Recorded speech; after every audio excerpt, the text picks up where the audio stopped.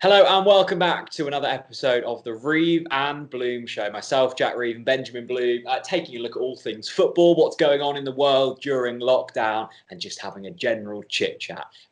Mate, how are you? It's been a little while since we last spoke, and a lot has happened, hasn't there?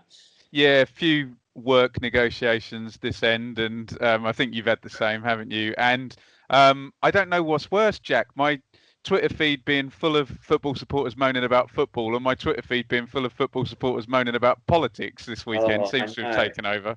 It's funny, isn't it? Because when sort of Brexit was getting to a close, we thought, what is the kind of the news outlets going to talk about? And then COVID came, and it's like, oh my goodness! In this whole Dominic Cummings thing, I mean, let's not get too political on it, but it's been a bit of a mess, hasn't it? Yeah, and I. Not to defend Mr. Cummings, but I think everyone's a bit unsure and a bit scared, and some people need somebody to love, but some people need somebody to lash out at sometimes. And I think Mr. Cummings has got the angst of a lot of people. But as you say, this is a football chat, not a political one. And please don't judge my political allegiances. I don't have any as far as this is concerned. Yeah, the thing that I haven't quite understood. Like, he did what he did. Just apologise, and people, even if he thinks he was in the right, just apologise, and people forget very quickly. Like, there would be a different person for people to be having a pop at in 2 days. But he's not apologising, and I'm sure it'll rumble on. But as most things are, they're forgotten rather quickly. We saw the Bundesliga happen. What were your kind of general sort of thoughts after a few games that have taken place now? Well, I watched the very first Dortmund game, and it was weird for a little while, but I got used to it reasonably quickly. I'm sure you've been to reserve games and you've been to age representative games, and sometimes they're put in big stadiums and they're empty. I enjoyed it. I thought it was good to see everything back. I think we all got suckered into looking at the football when really the important thing was come Monday or Tuesday, and when they then test again, is there going to be some crazy outbreak? Unfortunately, like we hoped, the numbers were very low going in, and then there weren't any, discernible problems. When I say problems, like, obviously we appreciate any one person getting the disease is horrible, and that's bad, but we're talking about big picture, and under, even now we've done the Premier League testing, which I'm sure we'll talk about, under 1% positive, and it looked like the Bundesliga, Jack, just gave us a blueprint to say, right, to all these people, what about the outbreak? What about this? What about the games ending 8-0 or whatever? Yeah. None of that happened, and as usual, the wonderfully efficient Germans showed us the way, I think. Yeah, I was listening to Andy Brassel on TalkSport yesterday, and he was kind of asked the question, what's the standard been like across all of the games? Because he's obviously a European football expert. He's watched pretty much all of the Bundesliga games. And I think he was quite right in saying the standard he's seen, and we've all seen, is far higher than he was expecting. And it goes to show, especially at the very top levels of the game, how finely tuned footballers are nowadays. They can go a couple of months, they can keep their fitness up and their diets and all of their kind of fitness regimes up, and still come back. And within a few days, few weeks of training, they're back to kind of where they left off. So I think that is less of a worry now, because, as you say, some people worried the standard would drop. And from a personal point of view, I think I'm now more excited about the possible return of football. I was very much against football returning under the kind of current climate. And I thought, until fans are back in the stadium, we should just, write it off, void the season, whatever that may be. And the first week of the Bundesliga, I was a little bit, cautious. I wasn't quite keen. The second week came around. I'm not quite sure if it was the sun was out. I had a beer. I saw Dennis Treveni banging one in from 20. What a goal, by the way! It was a great strike, wasn't it? And suddenly I'm really up for it again. And I think as the weeks go by and the more normal that the world feels again, shops are beginning to open, people are beginning to go back to work, I have now got that craving for football that I think a few weeks ago I didn't have. Is it the same for you? Yeah, absolutely. And I think I always, I try not to get into debates, but often end up getting into debates. And my standard, Jack, is always, what would a scientist say and what would stand up in the court of law? That's how I think you win or lose a debate. And the one thing that those two standards for winning a debate need is evidence. And no one had any evidence, did they, of, is this going to go wrong? Are all the players going to get infected? Are they all going to get horrible muscle injuries within minutes? And now we have lots of nice, not anecdotal evidence, actual statistical evidence and numbers. And also with the testing in the Premier League, what was it, 0.2% in the last test, and obviously that was probably not including the 6 that that had tested the previous week. I would think they were still in isolation, but these are really, really low numbers. Being asked to train in bubbles, and we're going to get a vote on contact training. And honestly, from the evidence I've seen, it looks safe. Yeah, definitely. And you mentioned there about the kind of the teams going back to training. I've seen, the videos from Norwich only. I haven't really been watching other teams training in sort of isolation. I don't think that would quite do it for me. But it looks relatively okay. Like, I thought it was going to look really strained with players training on their own in little coned off squares. But I think the players will be quite happy to have returned as well, won't they?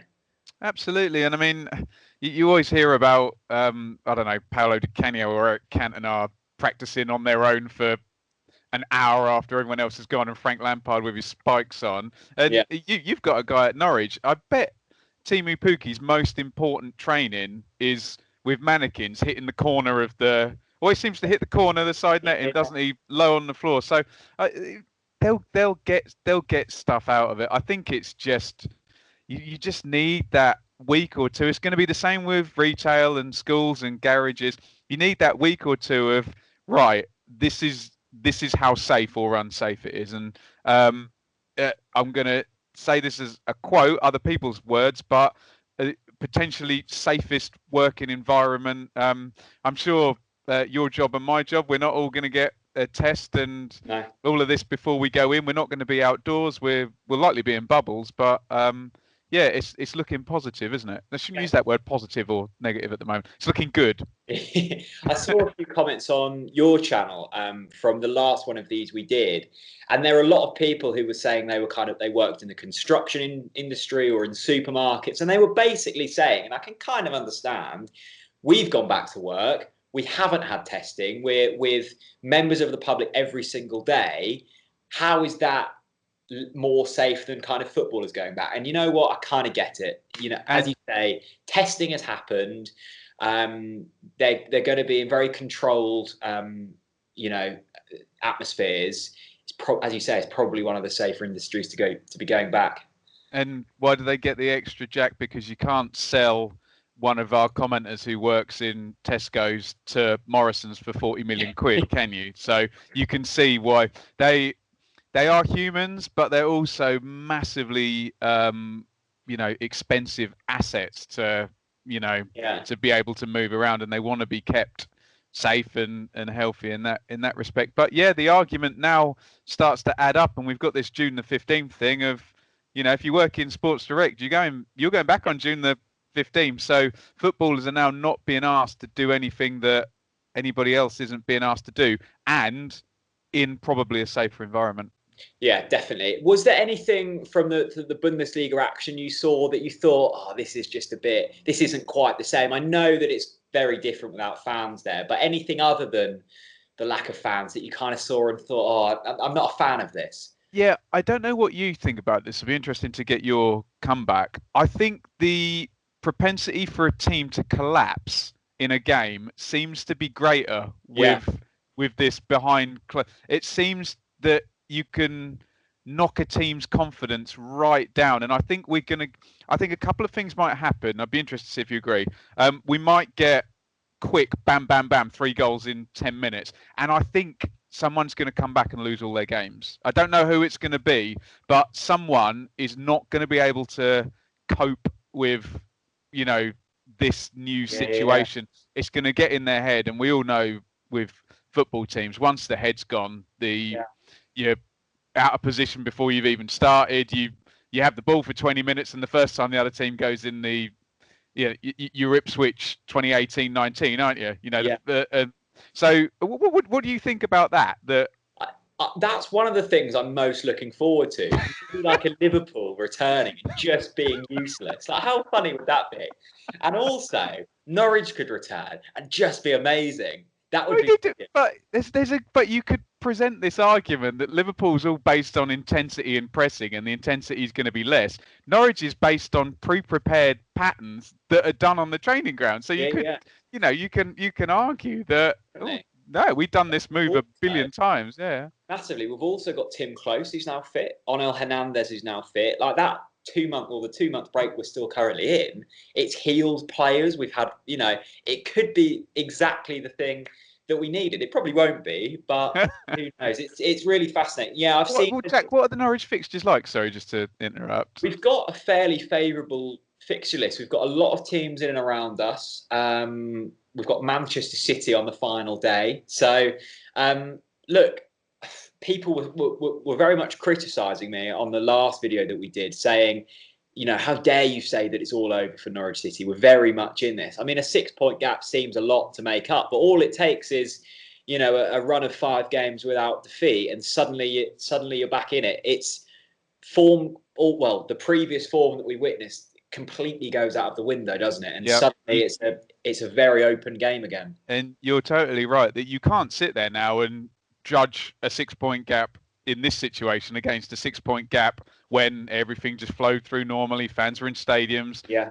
Every team didn't have 2 months off or whatever. So yeah, literally anything could happen. We'll be fascinated. One thing that the Bundesliga has shown is that the cream does still rise. I know you've got those 2 massively powerful, I suppose it's reasonably similar in the Premier League. You've got those 2 massively powerful teams who are able to stick 4 and 5 goals in. But down the bottom might be a bit different. Who knows? Definitely. The other thing I've really loved, and I didn't think this would be a thing, when the ball hits the back of the net, it makes that really crisp sound, doesn't it? And you don't get that on the television with fans in the ground, because the crowd noise sort of kind of muffles over it. But that sound of the ball hitting the net is just such a pure feeling. It's lovely. And that is a great example, Jack, of someone finding a positive in a negative. You'd never be able to, unless someone's really got the microphones sorted out well and their sound mixed nicely, and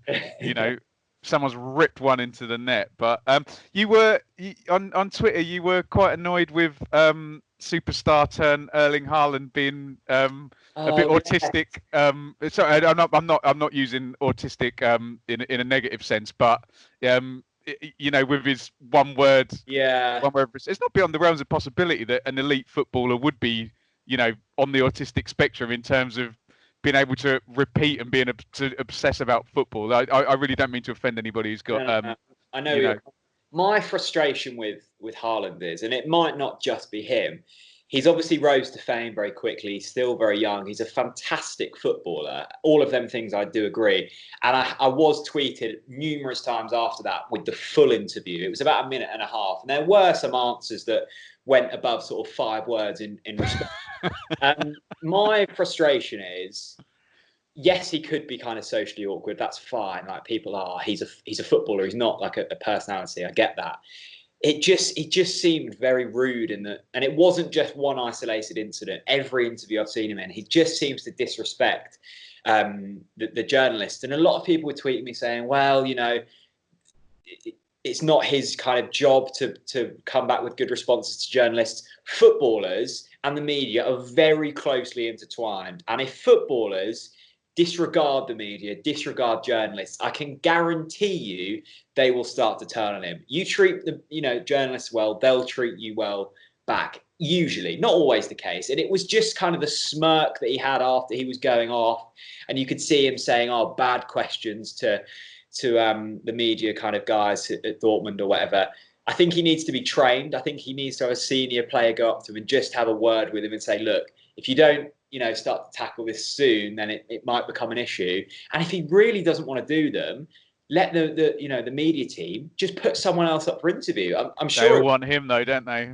it doesn't matter, I guess. Like, media teams have the kind of responsibility to put up who they want. Yes, in some players' contracts, they have obligations with the media to meet, but look, it just came across as rude to me. And I understand that there could be issues there. I understand that, footballers don't have to be, Do you think it might be fun though, Jack? If you compare him to the two preeminent players of our generation, where you've got Cristiano Ronaldo, who's got this kind of it's sort of arrogance, but it's not really arrogance because he is actually the best. And then you've got Messi, who's standard footballer, who's a little bit boring. Do you think it might be quite fun if he reaches that level to have this like provocateur who's just a bit of a wind up?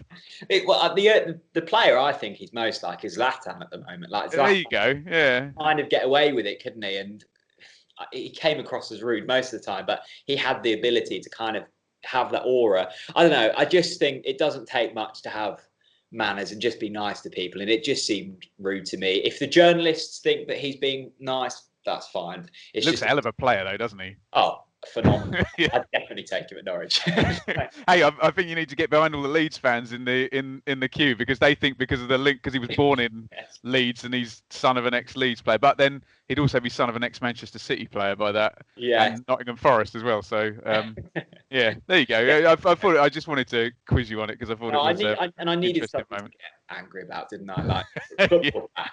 There's nothing to moan about, otherwise. So that was one thing to moan about. Sorry, Mr. Haaland. League One, what's going on? What's the latest with Ipswich?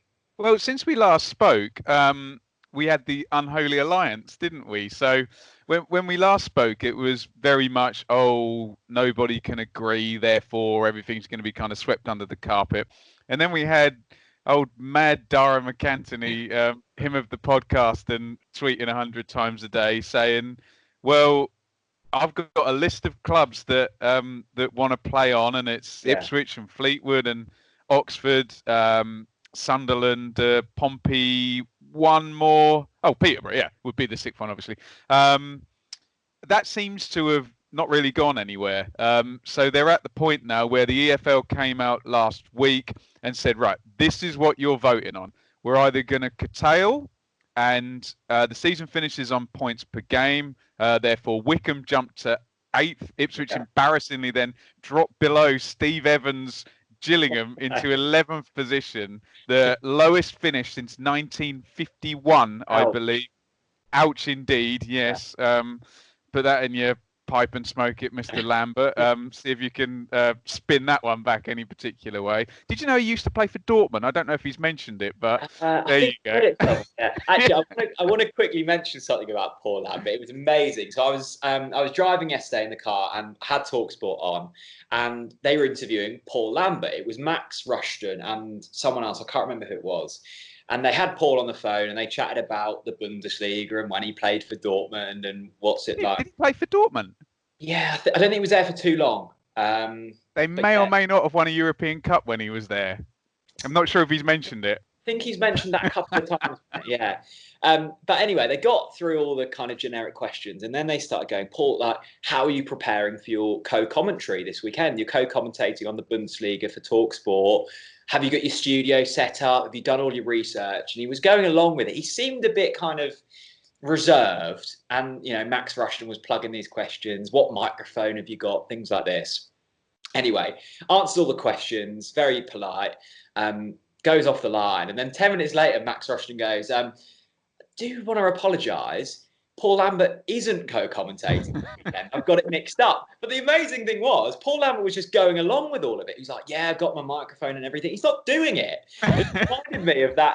Can you remember that BBC interview when they accidentally got the taxi driver? Amazing. In the studio, and he acted like he was the expert for like Apple or something. He just kept going along with these questions that were nothing to do with him. It was amazing. You can't budge Paul Lambert. He will not be caught out in a verbal exchange. But going back to what we were saying. So the vote is either on curtail and points per game and playoffs, no extended playoffs, which is what Dara and the Unholy Alliance wanted. Basically, where are Peterborough and Sunderland? That many teams go into the playoffs. It seemed to be that way. They're still moaning about it, but we're going to have the vote now, and you then start to figure out how people are going to vote. Dara McAntony and Marcus Evans and that lot are still arguing that for the bigger clubs it will cost them more money to refund season tickets and sponsorship deals than it will to stop. Unfortunately for them, with the way it's laid out, why, if you're Coventry, would you keep going? Why, if you're Rotherham, would you keep going? Yeah. You stop and you're promoted. Yeah. Why, if you're AFC Wimbledon, whoever's just above the relegation zone, you want to stop and you're safe, don't you? So, unfortunately, this seems to have put a lot of teams on notice to say, well, let's just stop. And unless you're Tranmere and you've won 3 on the trot and you're 21st and you think you can get out of it, you want to continue. Yeah. Or if you're Peterborough and you're just outside the playoffs, or Doncaster, you want to continue. But let's just say there's not going to be the influences leaning on League One teams to continue that there will be leaning on Championship and I think we all know what I mean by that. Yeah. But there's 100 million reasons why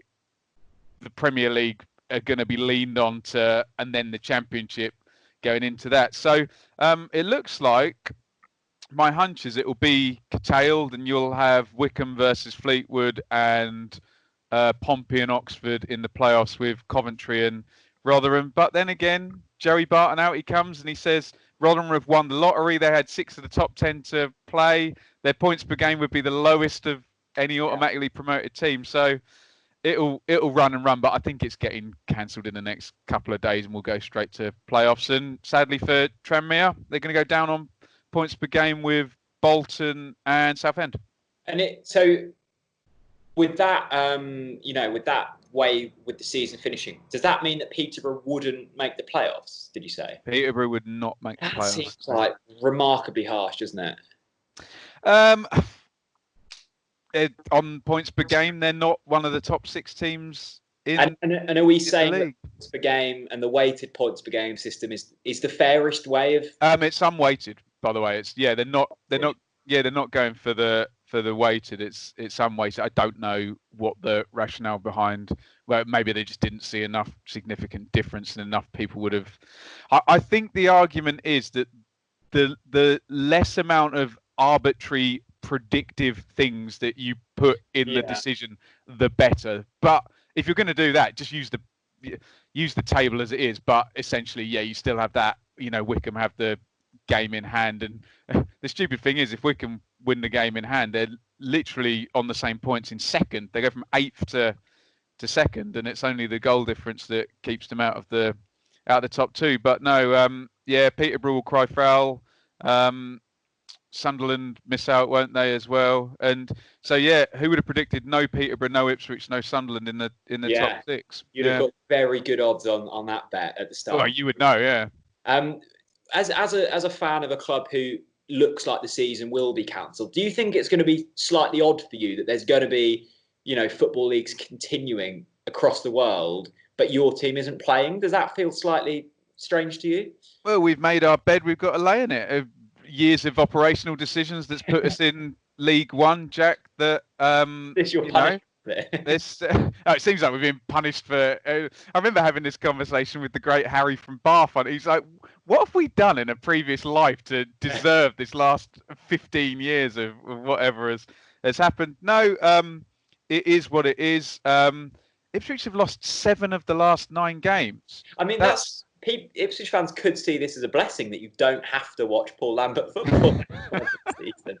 Well, and I did hear an interesting thing on Kieran's podcast. He's talking about David Moyes, Jack, and I know you asked me about the Lambert contract, and he said David Moyes signed a deal that meant if he finished outside of 6th place, that the severance was only 1 year's, and that could make sense of all our question as to why they gave the contract. If Lambert received the pay rise, but his severance was then cut to 6 months or a year, depending on. So effectively, you're saving money by giving him a pay rise on the basis if he fails on the pitch, your total liability is less, and if he succeeds on the pitch, well, you're going to make the more money in revenue, etc. But no, they've been poor, haven't they? They've been inconsistent.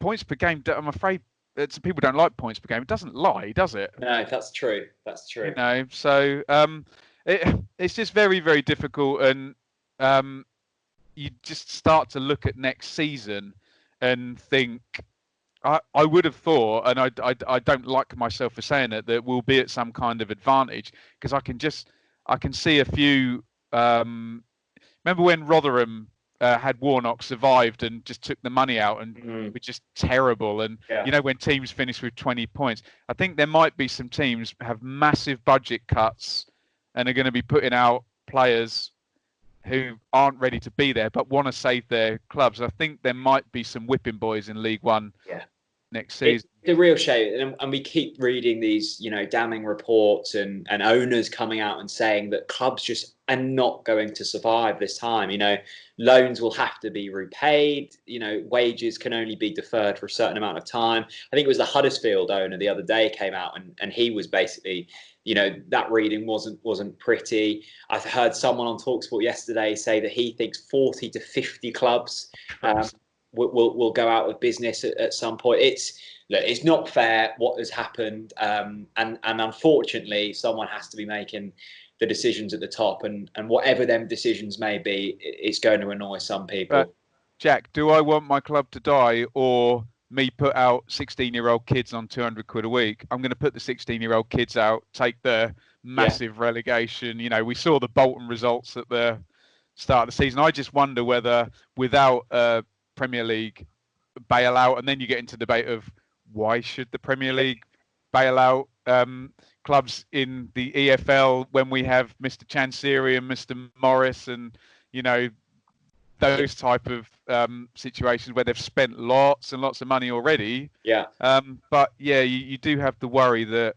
you could get I mean, League One's already kind of uneven. There's already the haves and have-nots, and without patronising these clubs, look at a Sunderland compared to an AFC Wimbledon. It's like a Premier League club and a fourth or fifth tier club outperforming their size. So yeah, you could get, people talk about integrity, you could get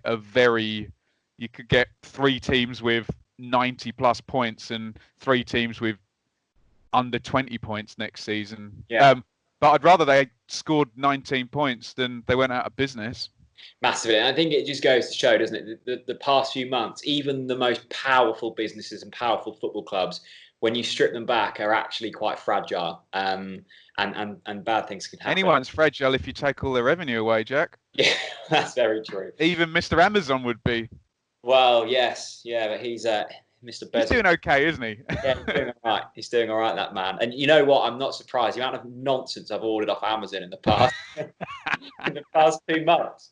What have I got? I've got a little bag for under my saddle on my bike coming today. I don't really need it. I just thought, you know, I can put a spare inner tube in there or something. It might look snazzy. You got some rattan garden furniture that also needed building. Yes. How's the building process? Awful, absolutely awful. Well, I mean, look at the state of me. Look, do I look like a manly DIY man? My missus is better at it than me, but she adds the instructions, and then I'm no good with a screwdriver or a spanner, am I? I'm a blooming musician and, you know, camp weirdo. So yeah, it was dreadful, but we didn't fall out, Jack. You quite like it, don't you? The whole stuff. No, I don't like it. I think you're better at it than me, though. The last bit of DIY I did, I was putting a radiator cover together. You know, they just make radiators look slightly nicer. And I'd put one together in the lounge, but we'd ordered a different design one for the hallway. And it's smaller, so I thought, oh, this will be easy. So I put on your podcast with Kieran Maguire. I thought, it's an hour and 10 minutes long. I'll easily be finished in this time. You know, I could probably knock up, you know, enough for the whole of the village. It was actually a lot tougher. And I got to a point where I had to pause you and Kieran, because the noise was just, you know, it was confusing, man. I didn't know which bits went in where. Kieran could put you off most things. And we do acknowledge where we're having this slightly facetious chat that many people in this lockdown have had worse problems than Oh yeah, building flat pack furniture. But we're just trying to bring a little bit of lightness here, aren't we, Jack? Hey? definitely. Let's get a question from Elliot Warsfield. He says, when games are started again, do you believe fans will congregate at the stadiums to support their teams?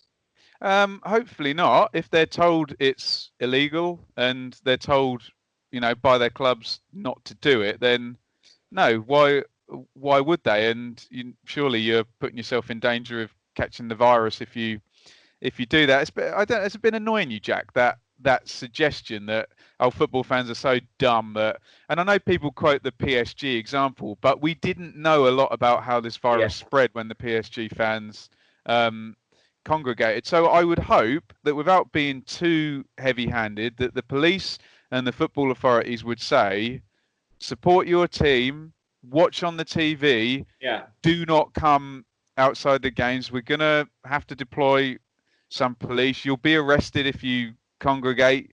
Go away, stay home, and we might get this free-to-air, nonsense term, but we might get some games on the BBC or the other terrestrial channels. What do you think? Well, I keep seeing people suggesting this, and I don't get the point of it. Like, you can't see the pictures at the majority of sort of Premier League grounds. So what's the point in congregating? What to hear like Timu Pukki kind of scream when he blazes one wide? Nice noise of the net, Jack, that you talked about. I'm sure it sounds better on the television. The one alternative for Norwich fans, you could maybe book a room in the Holiday Inn and watch it out of the window. But I don't know if hotels will be open. That's interesting. Well, it's a possibility, isn't it? If you're that desperate to watch it. That could be the one place in the Premier League you could see Premier League football. How many rooms view the pitch there? There's quite a few. I think there's probably 20 odd. And can you see surely the scoreboard and stuff's in the way, isn't it? Yeah, oh, that's a good point, actually. Yeah, they'll angle it right round as well, won't they, to block it all off? That's a good point. There must be other places. You always see people, if you're at Charlton, and I mean it's literally called the Valley, and there's the tower blocks, isn't there? Yes. You can see in bits and bobs from there, can't you? I remember West Ham as well. That's a good question for the comment section. What grounds what would have the best viewing facilities when you're not in the ground?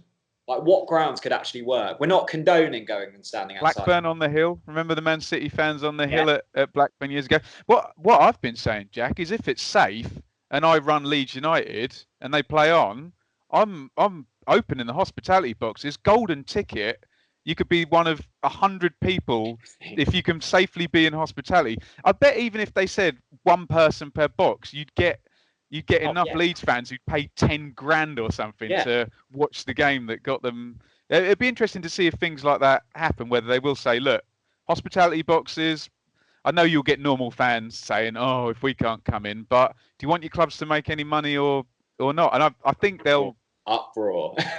Uproar. What about the cottage in Fulham as well? Open that up on the corner there, can't you? That would be a good. I'm sure the commercial teams at Norwich are thinking of that. A Delia pie, some chips, and a hospitality box for $5,000, and there'll be people lapping that up. Did you watch from behind the glass at Norwich? I know the rules say you can't, but I'm sure these are exceptional times. We'll see. I mean, we're being a little bit facetious, but if you want to get people into grounds, then surely the safest places are the hospitality boxes. Shops are reopening, then there's surely nothing to say that you can't reopen things. I don't know. That's a. You can tell you've got a business mind, Mr. James. Why am I not richer then? Yeah. With shirts like that, I think people will be questioning and saying you are. It's not Dolce and Gabbana. Honestly, I've been asked. It's not. No, it's like H&M or something. Well, I'll counter that with why am I building my own rattan? I'm not doing my own stapling.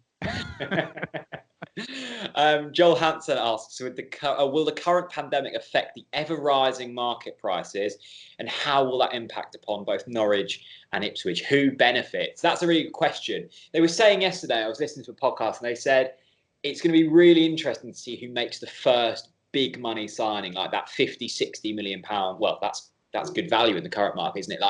But multi-millions of pounds. Because that, again, will attract criticism from the people who are saying, well, you can afford £60 million on a player, but you were furloughing your staff. So who's going to be bold enough to go out there and make them big signings at the moment? Well, football clubs have never been afraid to annoy the little people, have they? So I'm sure if they see an opportunity from a Norwich and an Ipswich point of view, without smacking completely of self-interest, it should be. I would think both clubs are in a position, and Norwich's decision now to not blow a load of their TV money at the start of the season is looking smarter with hindsight now as well, because they haven't got a whole load of liabilities that they're now going to lose a load of money on in a depressed market. You would think that whichever way, that Norwich should be in a strong position. If they stay up, then 100 million TV money, brilliant. Bob's your uncle. If they go down, parachute money and the ability to sell, God, I'm sure Norwich, even in a depressed market, could raise a fair amount of money. And then from an Ipswich point of view, it sounds very selfish and very mean, but we've just said Ipswich are in a division with Rochdale, AFC, Wimbledon, small clubs, without patronising them. And if I open up this booklet here, Jack, you might see their owner in there. So you think Ipswich would be okay. The only both Ipswich and Norwich are very secure on contracts, and Norwich exceptionally so. I've seen a graphic that one of your boys did of all the contracts. So they've both got biggish squads without. That's good for Norwich, but I think bad for Ipswich, because Norwich's squad looks well protected, whereas Ipswich's looks a bit bloated, and you might have to take a hit on a couple. Will Keane, that looks like it's done, and Danny Rowe and a few players like that. But I think both of those clubs would be in a position where others in the league they're in will be worse off. What's your view? Yeah, Matt, I think from my simple thinking brain, I think especially for Norwich and Ipswich, everything's sort of relative. So for Norwich's examples, we might lose a bit of money on the sales of Buendia and Godfrey, whoever we decide to sell. But then hopefully that will even out with, the players we're looking to sign being either easier to attract to Norwich, or it will cost us less money. And like you say, Norwich are run incredibly well. So, finances aren't a massive worry. I mean, every club will take a significant hit, but Norwich are in a place where we can handle that hit and take the blows.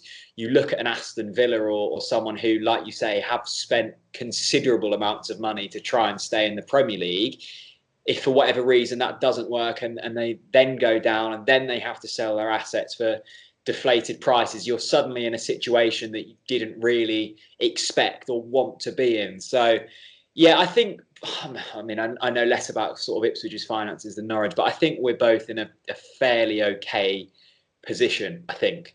Are we now contractually obliged to call, in the same way Ipswich became Roy Keane's Ipswich, are Norwich now self-funded Norwich City? Oh, because every time I hear Daniel Farker or Stuart Webber, they really hammer home that it's us and Burnley. We're flying the flag here. I mock gently, but I do have admiration. That's the only issue Norwich would have against an Aston Villa or somebody else coming down is, yes, Villa, some would say, exploited the loan system, given we've seen the wage bills, and then literally had to spend 100 million just to have the team that got them promoted, didn't they? But these big clubs always find a way, don't they? They were in a perilous state. I know. Villa under Dr. Tony, and investors will always come in.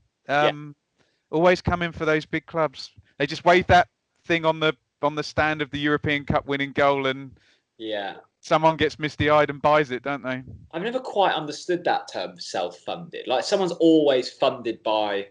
I know. Never quite understand it. I don't know. I think they're just pointing to the fact that they're one of the few teams without a massively wealthy owner who, I mean, let's be honest, where would Ipswich be without the £6 million check that Marcus Evans writes every year? And lots of Ipswich fans are, wouldn't be happy because, yes, Marcus Evans' operational decisions have been pretty hapless at times. But where would they be without, that? Some people would argue that sometimes the extra finance is a noose around your neck. And you've said about Norwich before, you spent way better when you had no money. Yeah. And Yeah. there was no Pritchard or Naismith. Wiltshire, Naismith, Van Wolfswinkel, whoever then. So who knows? But my general argument is, would you rather have a 6 million bailout every year or not? Give me the 6 million quid, Of course. Okay, one last question from the YouTube comment section. Just give me 2 minutes to read this because it's quite a long one. Go for it. And I appreciate James Kewin putting in such an effort with this. So he asks, why, if we have no vaccine until 2021, do we not just pick everything back up again on the same date it ended, but a year later? I mentioned this to a mate and he said contracts, but to me, everyone agrees this is a crappy situation. I'm sure if you give all players, a 1-year extension or reduced salary extension, they would say they would rather that than the idea of playing with silly rules in June. All leagues Europe-wide should and could follow the same pattern. So then it's a case of everything waits 1 year, just like the war times.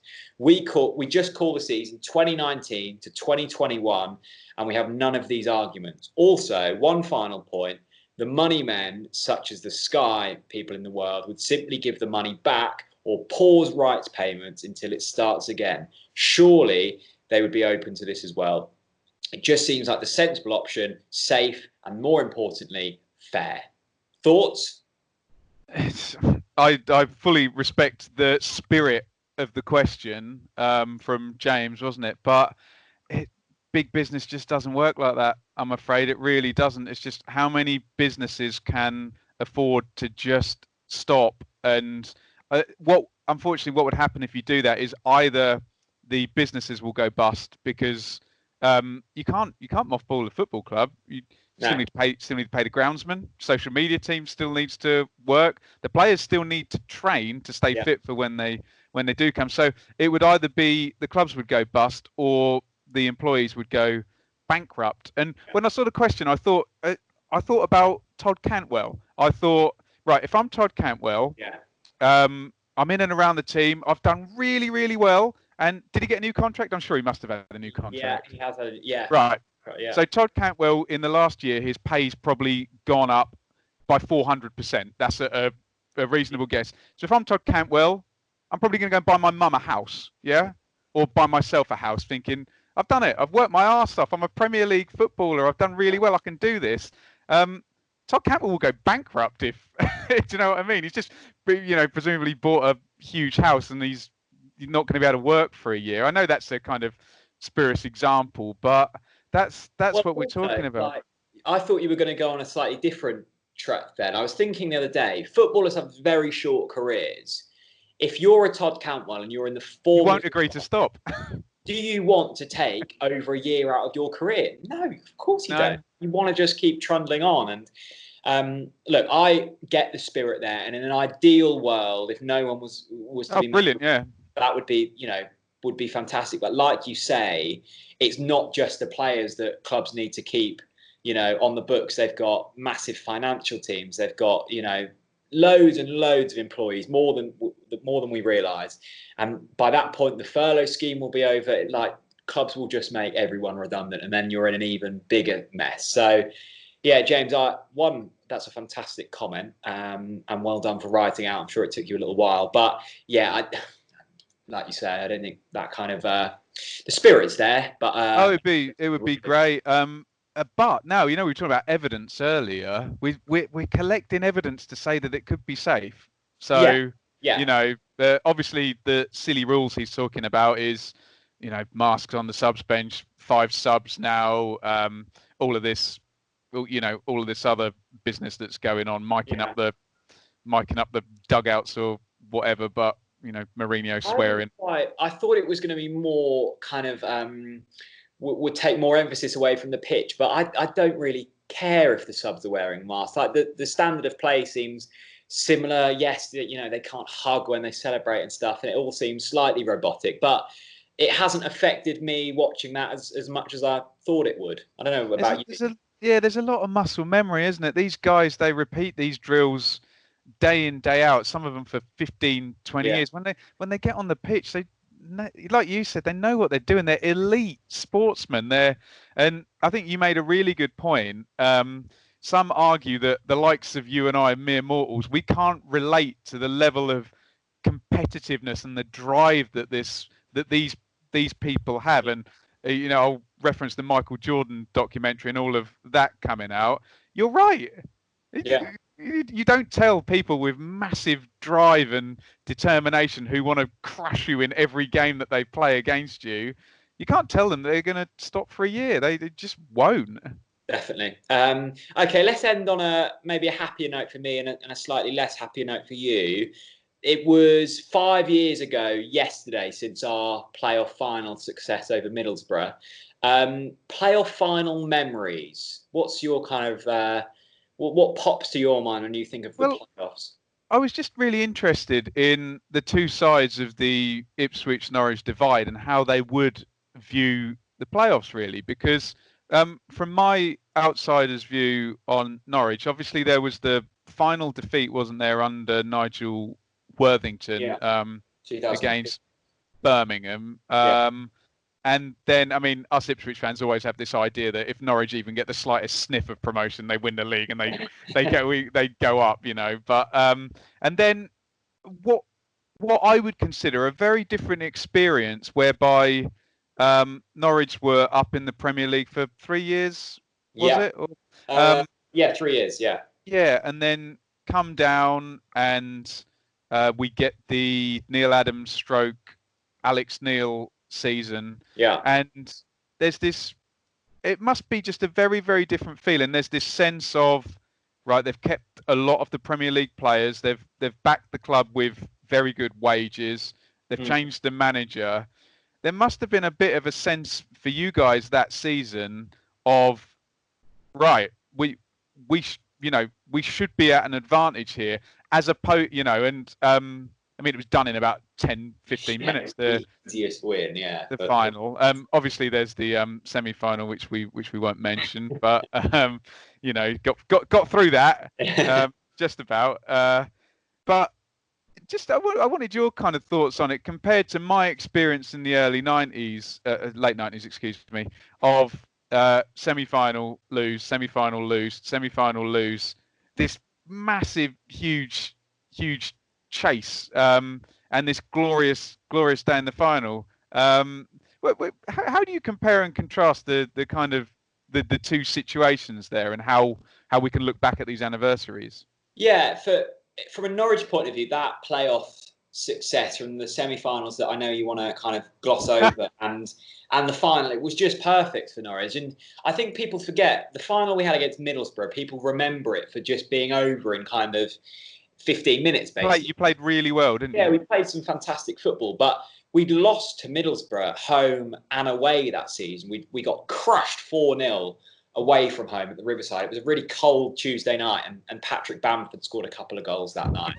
And then he's never far away, is he? No, he's not. And then we played Middlesbrough. I think it was the second or third last game of the season, and they won. I think it was Alex Tete own goal. It was 1-0. It was very scrappy. And then when we got to the final, we were like, Middlesbrough were a very good side that season. They had some, it was a really well-drilled squad, and we didn't expect for it to be that easy. But having heard the stories from the players that day, they knew that they were going to win that. The Middlesbrough coach turned up late. Their preparation was poor. On the flip side, Norwich went into that off the back of a great semi-final win. The preparation was spot on. Russell Martin got them players, in a really good place. And the football we played that second half of that season was phenomenal, because we dropped down to, I think, 14th place under Neil Adams at a point in that championship season. So that was brilliant. But then you get back into the Premier League with a very similar squad to the one that got relegated. And then once we got relegated again, it was like, well, actually, did we need a bit more time to just rebuild, get rid of some of the more experienced players on the higher wages who maybe weren't up for the fight of the Premier League again? So I think in some ways, bouncing straight back can be damaging in a sense. And And we've had questions before in terms of, is it beneficial to kind of stay in the lower divisions longer to then go through that rebuilding process? And we've seen it with Norwich and Farker and Webber. We didn't bounce back back first time.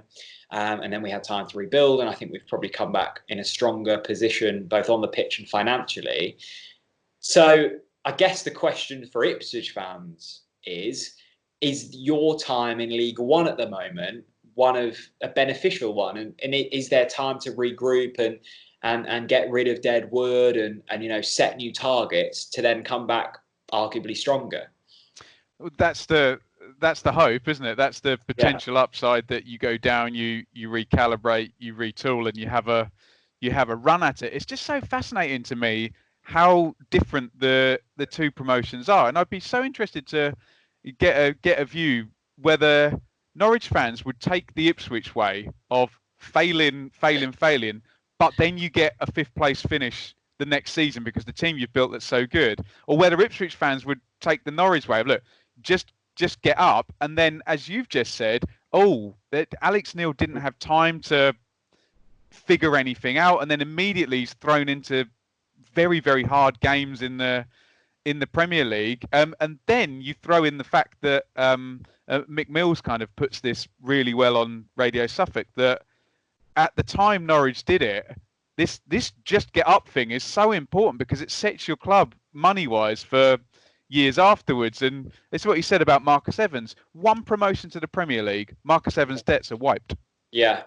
11 years of debts. I'd just be interested. Would a Norwich fan swap to get that one glorious season, but then the crash afterwards? Would an Ipswich fan swap and bounce to be financially stable? It's so interesting. I don't think anyone would ever swap that feeling of winning a playoff, final. I wasn't there in 2002. I was too young, but I can imagine that was as much of a crushing blow as it is. You go the whole season, which leads to one game, and extra time as well, and extra time, 30-minute shootout for promotion. Yeah, of course. I mean, it's that must be such a blow that's really hard to get over, and we arguably didn't get over it for a couple of seasons, and then that feeling of success in 2015 for me and all Norwich fans was just so special. And yes, the season that then followed wasn't great, and the squad we had, it was hard to connect to them in a certain way. But I don't think we'd ever swap that for sure. I mean, look how Ipswich could be if you would have scraped past us and then had that Middlesbrough side in the final. I think you would have fancied yourselves to a certain extent. Pat Bamford would have scored off his arse in the 91st minute. Yeah. There's a stat, one of my favourite stats in recent times. Patrick Bamford failed to record a touch in our half in that whole game. You can find some. I did a video on Pat Bamford, and his record. He's a very unlucky player, let's just say, with relegations and losing. Yeah. He's lost in the playoffs. And he came on in the final for Derby when Zamora scored at the end. He lost in the final against you. He lost in the semis last year, and I think in the season in between he was relegated with Borough. he's a nice. He just seems like he was rubbish for us, and he just seemed really. He's no, but and he got relegated for you as well, didn't he? That's another one on the thing. He did actually. Yeah. He did. But no, I'm just really interested because Ipswich fans, really, that's all we've got as a great memory for the last, it's going to be 20 years in a few days. That's the thing. It's, in my supporting time, I saw the team win at Wembley and then finish 5th in the Premier League and get into Europe. And I'm just interested to see, obviously, sadly for the rivalry, Norwich have had four promotions since then. 1 under Worthington, 2 under Lambert, and then Farker. No, 1 under Neil and 1 under Farker. 5. Yeah. But promotions to the Premier League, 4 indeed. So it just how it all sits kind of interests me, and all these anniversaries are coming up now, aren't they? Massively. I think that's probably all for this week, isn't it? I mean, we've got more football. I think there's Polish football on on free terrestrial television this Sound weekend. like Paul Merson on our Sky Bet app. It's like, what football can I find? But it's Dortmund and Bayern tonight, isn't it? Yeah. Which will be and that'll be an interesting one, Jack. Is can you have this super match? And will it still carry the same gravitas? They're in a title race. They're first and second, and that maybe some of these games that Norwich will have coming up, these sort of to get out of the bottom three shootouts that they would with fans there. So that'll be an interesting watch tonight. Massively, and I'm looking forward to it. And sport will hopefully be gradually returning from now on. So that's good. What are you up to? Putting more furniture together? Or that's tremendous. I've got to write some school reports. Very yeah, no. Hopefully we'll get some news, and I'll be able to get a kind of news video up at some point, because other than Mr. Cummings, it was very quiet yesterday on the news front. But we've got the votes coming through. I'm just readying myself to go back to work. But we should still be able to.